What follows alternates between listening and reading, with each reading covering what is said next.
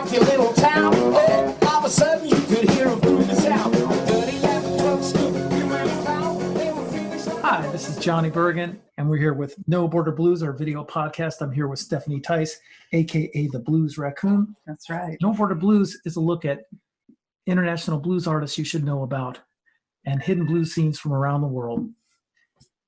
Johnny Bergen, thank you for that intro, is known as the worldwide West Side guitar man. He has toured and collaborated with many blues musicians in Europe, some of them here, Japan, and South America.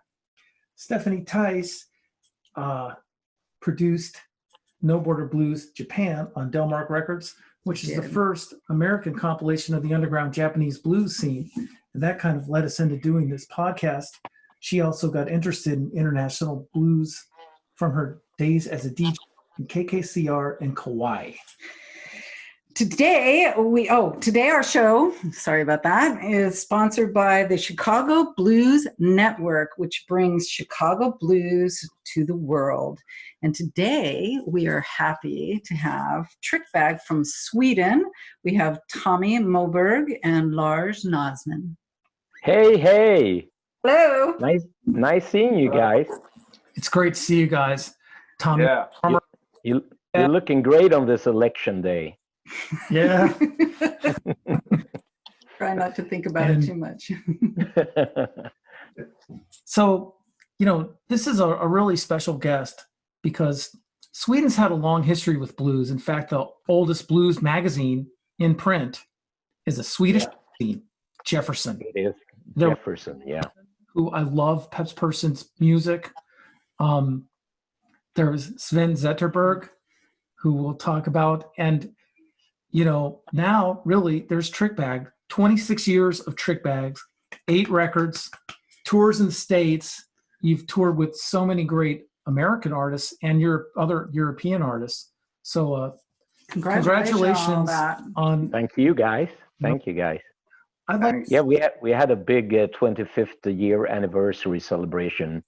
Last October around this time last year we had a great little tour supporting a new album and just acknowledging the fact that we're 25 years into this thing which is amazing.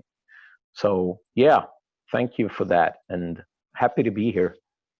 You're welcome, and thank you for everything you guys have done. I mean, you guys, it's really impressive. And to see a band that's really stuck together, through the ups and downs and the thick and thin and everything, is really something. There's only a few I can think of, even in the States, like Little Ed and the Blues Imperials. They've been around. They've had this lineup for years.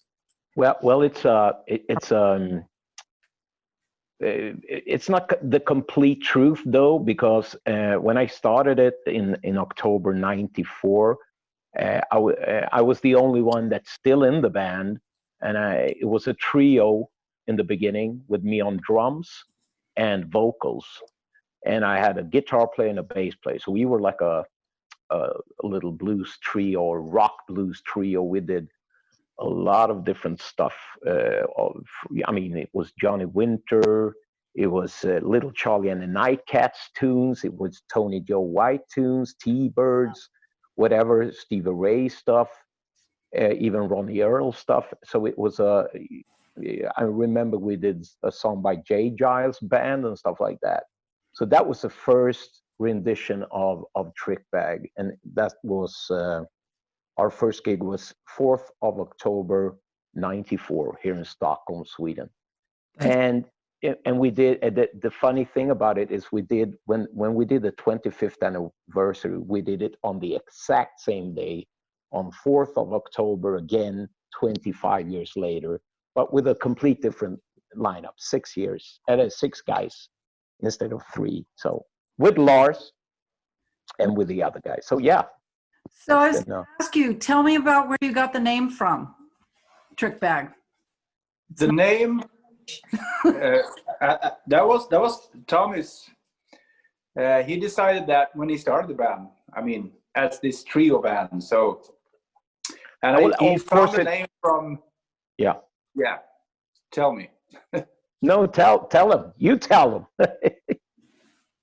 What's the name of the guy? I mean, Earl King, of Earl course. King's Earl King. song Trickbag. I mean, And the only thing I did, I put the two words together. I mean, like you spell it in the U.S., of course, with the two words. But yeah, and we just put them together, and that's it. I thought it sounded cool, and I love the song. Simple as that. It's a great name for a band. So you got it rolling in Stockholm, and you came along, Lars, in the late 90s. Is that correct? yeah, I mean, that had to be like 5 years later or something after the start. Yeah, I would say like something. 99, 20, like, yeah, 2000. Yeah, I was playing with my own band back then that I had started with my brother back in '94 as well, and we played on a cool gig at Fasching in Stockholm. It's a really cool jazz club, and I remember that Tommy was there, and after the gig he was like, "Hey, I love your stuff, man." You know, so we hooked up, and then after a while we became friends, and then he was like, "Hey man, do you want to do some recordings with us?" So, and that was the second CD for Trickbag, this Afternoon Mint CD. And back then you had an electric bass player, and you wanted some upright bass stuff. Yeah. So I put some songs on that CD, and then just after couple of weeks after that, Tom, he didn't even ask me about joining the band. I was just, you know, he just started to hire me, and that's the start of our story together. That's been going on for over 20 years. So I start playing with them, and I mean, after that, that's history. We done so much gigs together now for like 21 years or something. Wow. Great. By that time, were you pretty much more, I mean, you were saying when you first started Trickbag, you were playing all kinds of blues and like dabbling in all kinds of styles. And by the late 90s, when you guys started working together, was it? It was a different style because, blues? as I said, I came from punk rock, going into heavy metal, going into sort of this kind of Red Hot Chili Peppers kind of style, that funk combined with rock. And then I slided into the blues. And as many of us do when we come into the blues from that direction, we go into the Johnny Winter, Stevie Ray stuff, Jimi Hendrix and whatnot, and dig deeper, which I did, of course. And we really, at the time, Lars was playing with his brother in this. We had a little wave here in Sweden of like jump blues style with Vidar Busk from Norway and a couple of other guys, Knockout Greg and Blue Weather. It was the shit. I mean, back then in the late 90s and early 20s or 2000. And it was, you know, it was the thing to do, and we loved it. So that when Lars came in, we tried to do this kind of, you know, harp oriented still, but you know, jump swinging style combined with, I mean, I guess some Chicago style. And we wrote our own songs, and yeah, so it was nothing like that first trio at all. You know, I remember playing Trickbag on my radio station at KKCR and texting back and forth with you. And I spent some time in Norway, and I've always been interested in language. And when people do write their original lyrics, do you write first in Swedish, or are you always geared in English? And specifically, I was listening to Candyville. Great song, by the way. That's a great song. Thank you. Thank you. Because that's an original. So really about why musicians in foreign countries always feel they have to write it in English when it comes to blues. For me, it hasn't been an issue because I've only listened to English blues and American blues, especially. So for me, it's no-brainer. It sounds better to me. It sounds the way it's supposed to sound. And I know a lot of my colleagues and friends here in Sweden that does it in our language, in Swedish. And somehow it always sounded a bit corny to me. Didn't, even though it's my, I know what they're doing, I know what they're saying, but it doesn't connect to me somehow. Even though it's my own language, I can understand why they do it. But as soon as I hear a new song that the guys are playing a new riff or something, I never think Swedish. I always try to find a cool phrase in English and work on that. So for me, it's always been like that. It's a natural thing. I think it's been like that for the whole band since the start. I mean, when we're writing songs, we always used to do that together, of course. But it's always, I mean, as Tommy says, it's we never think to writing it in Swedish. I mean, ever. So it's just like that. And especially the Candyville song. Maybe you should tell a story about that, because that's yeah, well, it's kind of simple. It's our, people always say that or they think we're a Swedish band, and they're right to some extent, because 4 out of 6 guys is from Sweden. But we have an English man on harp and vocals. Steve West. Steve West-Weston, one of Europe's top-notch, that guy is up there. For me, he's up there among the top 10 list in the world in this style of playing. And then Tommy Leino, who's from Finland. So I would label us like a European band more than a Swedish band. But hey, it doesn't matter. but it is that way. And Tommy is from a small shithole in Finland called Karkkila. And that means and it was him that told us, if you translate it to English, it becomes sort of, it's like Candy Town, or a place of candy, I guess. And I was like, yeah, Candyville. So I got home and started writing that lyric about a girl here in Sweden, and a guy here in Sweden and a girl from Finland taking him to Finland, saying, here, come on, you have to see this, my little town called Candyville. So, and we were actually, yeah. Sorry to interrupt, Tommy, but we were actually, at the time, we were recording in Tommy Leino's studio in Karkkila, Candyville. Yeah, in Candyville, yeah. When Tommy came up with this, so, I heard it in the introduction of the song. You can hear you guys talking, and I couldn't quite hear what the word was, and I said, that's not Swedish or Norwegian, or I couldn't, but it was. No, I'm just counting in 1, 2, 3, 4, yksi, kaksi, kolme, and that's Finnish. That's Finnish, is so that's Finnish, and the album is called Candyville, and it's got fucking Californian palm trees on it. So it's like, I don't know. That's fun. Southern California, you played Doheny twice, which is a very major blues festival. I mean, that's a big accomplishment for anyone. And before we get too far, why don't you show us your Southern California tattoo, but let your picture. Well, that was the first round when we were there. It was the California Tour 2012. Don't know if you can see it. And I did this before the first gig. Yeah. I was kind of day drunk in San Diego before our first gig. So I did the first one, and then I checked every place we were going to play. And then I wrote Burbank, and that gig was sort of, we didn't know if it was going to happen, but I just, I wanted to do it, and I did it. And then later, when I looked outside the back of the club, I saw the Hollywood sign. I was like, why the fuck didn't I write Hollywood, which would be more cooler than to write Burbank?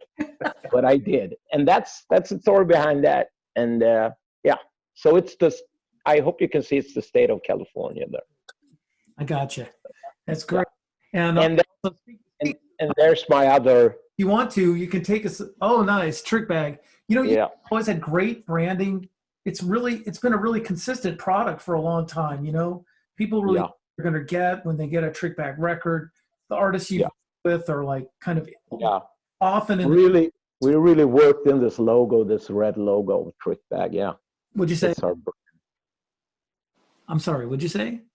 We really worked this in. I mean, this logo, this red logo of Trickbag, we got it everywhere on all the CDs, and everything we do is always this logo. So yeah, it's kind of cool to always have it, you know. Yeah, and it really says, like, I mean, when people see that, they know it's like a good time band. It's going to be a party.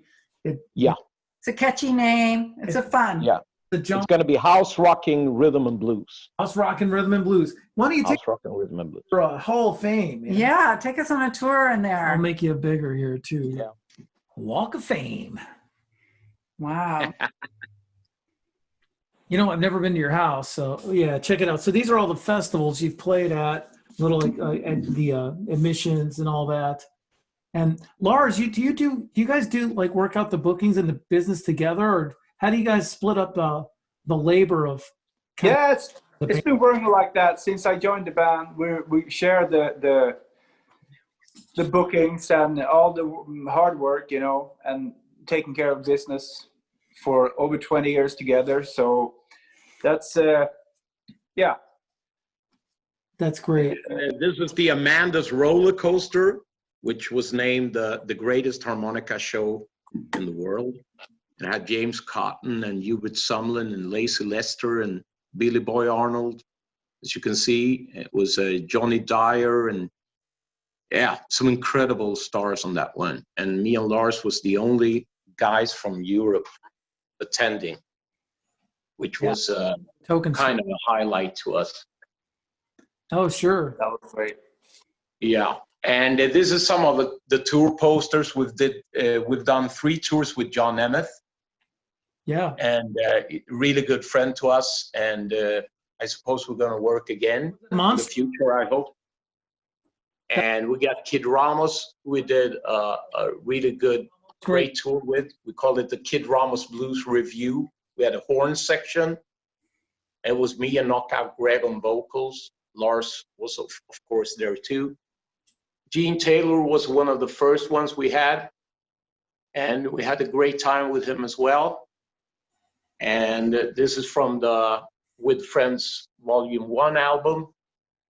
Right. And so many, and Bob Cortor and so many other ones, so many folks. Whole lineup when Lars just came in. Look at the youngster there. This guy just disappeared. He punched me in the face. I dropped him from the band and he disappeared. But he was a great songwriter.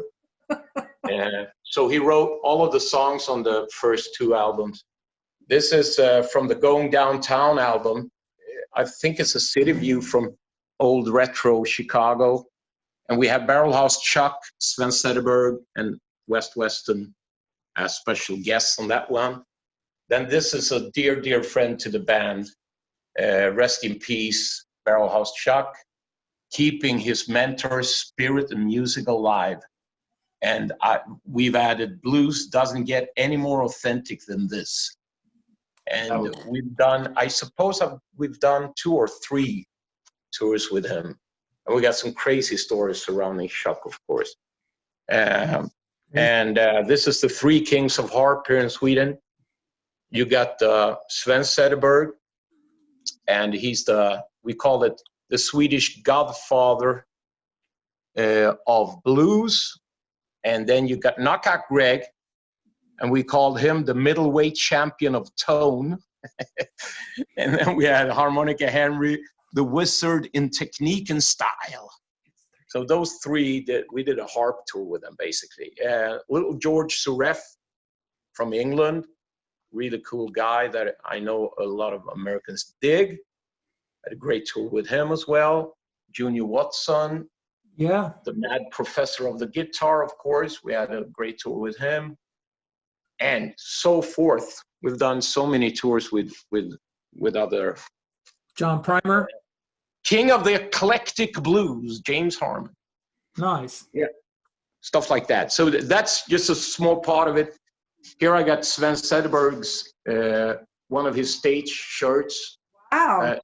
that I got to pick out after his death. Yes. His girlfriend wanted me to have one, which is a big honor for me. And one of the tour posters of Sven, legendary blues and soul man, it says up. And then it's from his funeral. This is the thing we got to look at when we, I guess you would say the program for the. This is a special rendition of Jefferson. They did a book of Sven. This is a fan taking a picture of me and always be one step behind Sven, of course. And backstage pass for the memory concert we had for him after his death. Yeah. And one of my favorite albums. I know it's Lars' favorite album as well. Let Me Get Over It. A lot of great Southern soul in there. And here I come to the album section. Yeah. The first album which Lars is not on is called Just Passing Through. And then Lars comes into the picture on this one. The second one, it's called Afternoon Mint. And it even has a mint caramel in the actual, it's rolling there. Very cool. That is super cool. Yeah. And then you got Tailor Made, which is all about, if you turn it in, look at it, it's like tailoring stuff in there.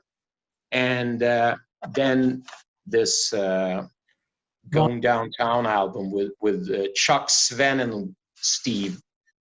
And then our first With Friends collaboration album with guest stars as James Harmon, Linwood Slim, John Emmett, Barrelhouse Chuck, Sven Sederberg, Wes Weston, R.J. Michaud is on this, and Bob Corritor as well. And then it's the Candyville that we talked about. It's only Trickbag on that one. It's one of our best albums, I think. Then we did a volume 2 with Kim Wilson, James Harmon, Junior Watson, Kid Ramos, Rusty Sin, Steve Geiger, Kid Anderson, Aki Kumar, and Nathan James. And this is mostly recorded in the Bay Area and Southern California. So we're really proud of this one, recorded in first ever record that we recorded outside Sweden, except Finland, of course. But so this is at Sacred Cat Studios in Oceanside, California, with Nathan James, and it's in Greaseland that you have recorded in, Johnny. Oh yeah. With Kid, of course, Kid Anderson. And then at last, this 8th album that we celebrated it's 25 years of house, rocking, rhythm and blues. Nice. So that's how it is, baby. Very cool. Oh, thank you so So- much for a great tour. Thank you. Review. So, I wish we could talk all day. I mean, we didn't even get to all the, the kind of stories that we're not supposed to talk about. But we have to say something, I guess, about because you have a history with Barrel House, don't you? You I mean, played with Barrel House on a show with Kim Wilson, and I've seen him perform many times. I mean, I've known him since the 90s. Yeah. And his passing left a huge hole in the whole blues scene nationwide. But I mean, for us as well. I mean, he was a good friend, and when that happened, we were just empty. I mean, we were just. I have to tell you that when we did one tour with him back in Sweden, I think we did a lot of tours with him. But in my town, we have this small island. It's actually down the river. That's a small island that have shows every summer, every couple of days a week. And we had this release tour going on this downtown city.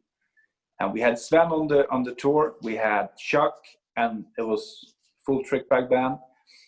And on the first songs of the second set, it was a beautiful sunset going on. The river was just calm, and everybody was doing well. It was packed. Everything was just so beautiful. Right in the middle of July. And we started to play the second set. And after the first song, Sven Zetterberg was running up stage because they were supposed to start playing with us on the second or the third song, whatever it was. He came running and said, "Hey, is something wrong with Chuck? I think he got a heart attack." So he had a heart attack on stage. Oh no. That's actually on YouTube when he's getting it. He's playing a rock and roll song, like, you know, the way he used to play, like, Yeah. he playing like 100% on the high notes, Yeah. and he's like, like that. It's somewhere out there. My And God. he just collapsed. And as he was an American, he was scared about Going to the the hospital. cost for being sick. But in Sweden we have another system. So the ambulance came, and there was a 200-meter bridge where you can't drive on. You have to walk. So they carried him 200 meters on this bridge to the ambulance. Wow. And he was like, "I can't afford this. I can't afford this." So he was trying to get off. And the nurse was like, "Hey, if you get off, you will die."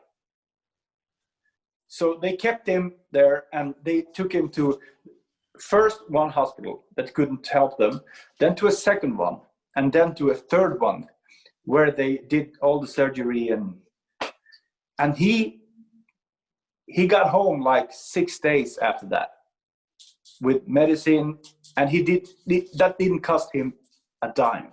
Wow. Well, there's a good system there in Sweden for healthcare. And I met him the last day on his staying here in Sweden. That was a Sunday. I remember that because I was driving the whole day from a festival because this was a 10 days festival going on, and he got this heart attack like on the third day or something. And he was so worried about the money that he was losing. So he called me just 12 hours after the heart attack and said, "Hey, Lars, I'm okay now. Can you pick me up?" And I was like, hey, take it easy, man. Take it easy. You got a heart attack. So, Yeah. and he was like, "No, I'm fine now. Can you pick me up? Where are you?" And we were like 4 hours away on, the next gig. So, and I said to him, "Hey, Chuck, can I talk to your doctor?" And he was like, "Yeah, of course." And the doctor went to the phone, and he was like, "Who's this?" "Yeah, I'm just a friend of his, a friend of Chuck." And he was like, "Yeah, I just want to tell you that he's going to stay here for a couple of days because he's still having the heart attack."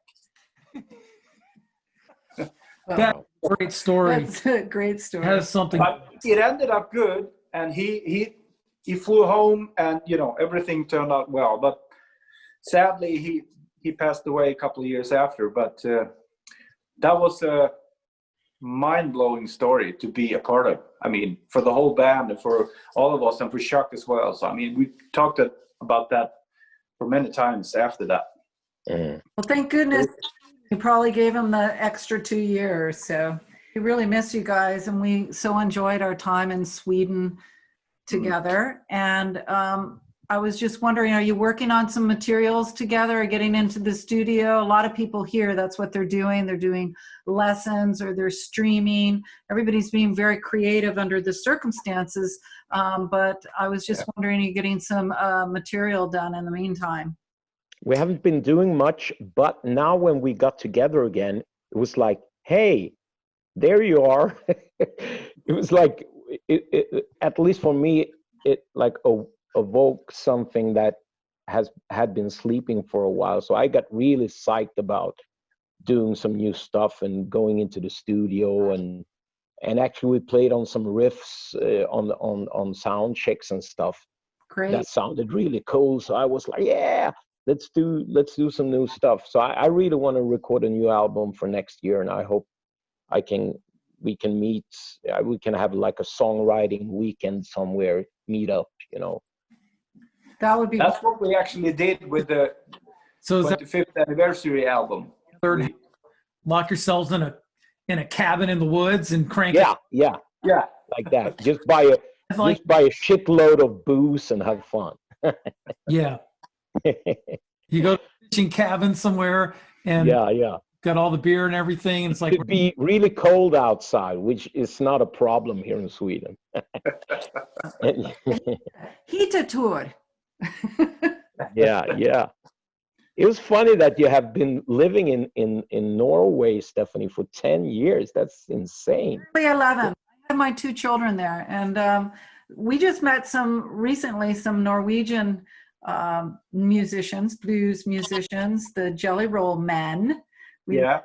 Kent Erik. Memphis. They were up for the IBC. So we're looking forward to coming back and doing a Scandinavian tour. And I'd like to do another No Border Blues album and get into Sweden and do some recording. So that would be fun to stick with you guys. So you better hook up with us then. Yeah, Yes. we would be honored to be incorporated. awesome. Well, look, Thank you. I want to congratulate you guys again. You had 25 great years. You've accomplished a lot, played with so many of the greats. And I was just thinking about this when you were talking about Barrelhouse Chuck, and also another example is Linwood Slim. I mean, you and work with these kind of mentors who are older than you, which is the same thing that like I got to do in Chicago. And now, like, times are changing and everyone's sort of growing into a new role, and it's bittersweet, but you can also enjoy the successes of it too. So congratulations. Thank you. Thank you so much. For music over the years, and thank you so much. never forget the first time I heard you. Trickbag was in KKCR. They had a little area of international blues that no one touched, and I had a 2-hour show. And I was just kind of burnt out on, just playing the same blues from the United States. He was burned out on stupid guitar players. And so I'm so grateful for those times. Thank you, Stephanie. Thank you so much. Thank you, Johnny. We have done shows with you, both me and Lars, and we haven't mentioned that in the show, but we have done some great shows with you in Stockholm and in Järvsö and stuff like that. Hudiksvallen. You remember, Johnny? Do you remember the club when you played in my club? When it was so hot downstairs, you almost passed out. And it was really cold outside. It was actually this next coming weekend, 4 years ago. Yeah, I just It was really cold outside, but inside it was like a sauna, and you were like, "My God, I have to go out." Yeah, you almost passed out, as I remember it. You were kind of lost there for a while. I hung up. I'm like, Aki, you got to take over, man. I can't handle this. Yeah. Okay, I'd be the third. I don't want to be another guy to have a heart attack on you guys. No. Oh my God, shit. We have had enough of those. Yeah, we have a lot more where that came from, but yeah, let's save it for another day. Yeah. Well, I love you guys. Thank you. Thank you. I'd like to thank our Chicago Blues Network for their sponsorship, and thank you, Tommy and Lars, for joining us today from Sverige. Så tusen tack från hjärtat mitt. And jag hoppas vi ses snart. Great. Thank you guys. Have a great. Thanks. Thank you.